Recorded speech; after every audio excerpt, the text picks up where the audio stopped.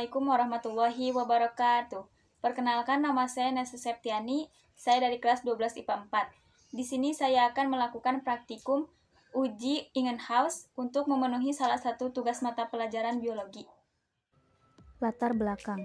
Dalam proses metabolisme terjadi berbagai reaksi kimia untuk menyusun maupun menguraikan senyawa tertentu.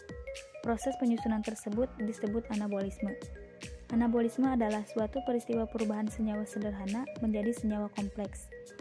Nama lain dari anabolisme adalah peristiwa sintesis atau penyusunan. Anabolisme memerlukan energi, misalnya energi cahaya untuk fotosintesis. Orang yang pertama kali menemukan fotosintesis yaitu Jan Ingenhousz dengan melakukan percobaan pada tanaman Hydrilla verticillata. Jan Ingenhousz melakukan percobaan dengan memasukkan tumbuhan Hydrilla verticillata ke dalam bejana yang berisi air. Bejana gelas itu ditutup dan diletakkan di terik matahari. Tak lama kemudian muncul gelembung udara dari tumbuhan air itu yang menandakan adanya oksigen. Untuk mengetahui fotosintesis menghasilkan oksigen, maka dilakukan percobaan Ingenhousz. Dasar teori.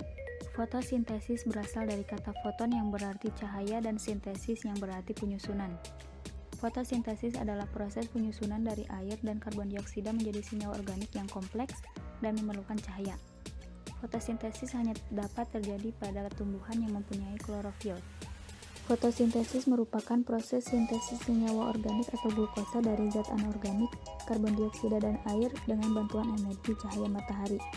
Cahaya matahari merupakan sumber energi yang diperlukan tumbuhan untuk proses tersebut. Tanpa adanya cahaya matahari, tumbuhan tidak akan mampu melakukan proses fotosintesis. Hal ini disebabkan klorofil yang berada di dalam daun tidak dapat menggunakan cahaya matahari karena klorofil hanya akan berfungsi bila ada cahaya matahari. Proses fotosintesis dalam kloroplas dibagi menjadi dua tahap reaksi, diantaranya yaitu reaksi terang dan gelap. Pada proses fotosintesis ini akan dihasilkan dua senyawa yaitu glukosa dan oksigen. Tujuan praktikum untuk membuktikan fotosintesis menghasilkan oksigen dan untuk mengetahui faktor yang mempengaruhi proses fotosintesis. Alat dan bahan. 2 botol plastik kosong, tanaman Hydrilla verticillata, air. Cara kerja. Pertama, masukkan tanaman Hydrilla verticillata ke dalam botol kosong.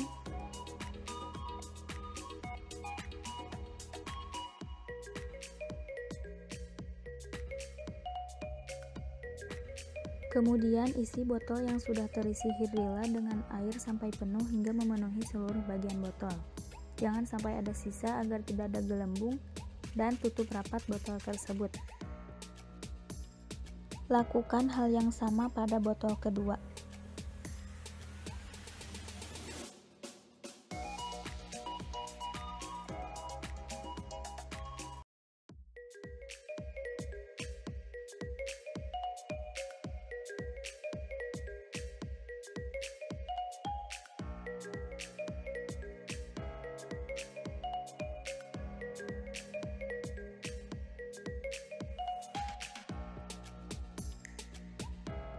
Untuk botol ke-1 simpan di tempat yang terang, dan botol kedua simpan di tempat yang gelap. Amati selama 15 menit dengan melihat perkembangan setiap 5 menit sekali. Hasil pengamatan. 5 menit pertama di tempat yang terang terkena cahaya matahari langsung.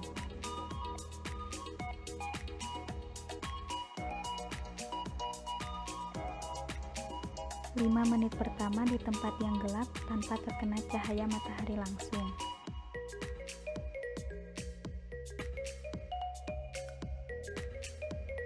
5 menit kedua di tempat yang terang terkena cahaya matahari langsung.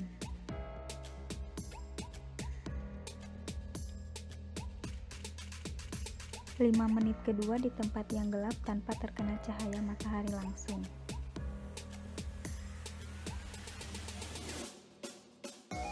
5 menit ketiga di tempat yang terang terkena cahaya matahari langsung.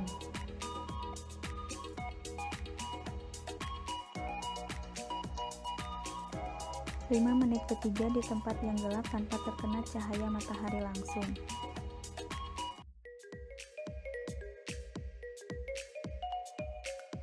1 Setelah diamati selama 15 menit, yang disimpan di bawah sinar matahari langsung menghasilkan banyak gelembung.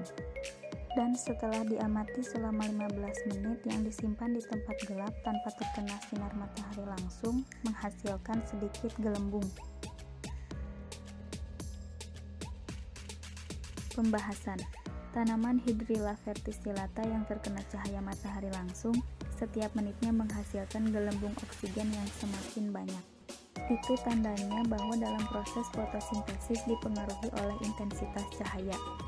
Intensitas cahaya yang tinggi akan meningkatkan laju fotosintesis, tetapi intensitas cahaya yang terlalu tinggi akan merusak klorofil dan menyebabkan sel daun dehidrasi atau kehilangan cairan.